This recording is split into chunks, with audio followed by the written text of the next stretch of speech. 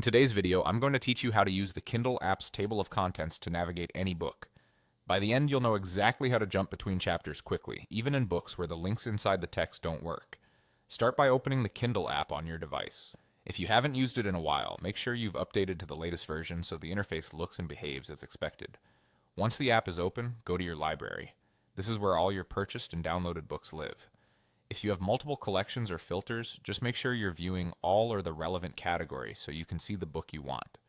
Then tap the book you want to read to open it. When the book opens, the reading view usually hides most controls so you can focus on the text.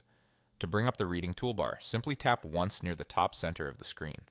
This tap reveals the set of options you'll use to navigate and adjust your reading experience. If the toolbar doesn't appear right away, try a single deliberate tap rather than a swipe and make sure you're tapping near the top. With the toolbar visible, look to the top left corner and tap the three horizontal lines, often called the hamburger icon. This opens the electronic table of contents. Think of it as a structured outline of your book, listing parts, chapters, and sometimes sections or subsections. It's particularly helpful because it's separate from any links that might or might not be embedded in the text itself. Here's the key benefit. For many books, even if the chapter titles inside the page aren't clickable, the table of contents in this hamburger menu still lets you navigate. You'll see a list of chapters and sections. Tapping one will take you directly to that part of the book. This makes jumping between sections effortless, especially in textbooks, anthologies, or nonfiction with lots of headings. If your book has multiple levels, you may be able to expand and collapse sections to get a better overview.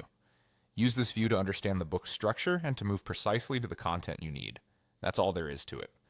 Open the Kindle app, choose your book from the library, tap the top center to reveal the toolbar, and use the hamburger menu to access the electronic table of contents. With this approach, you'll navigate chapters quickly and read more efficiently, even in titles without clickable in-text links.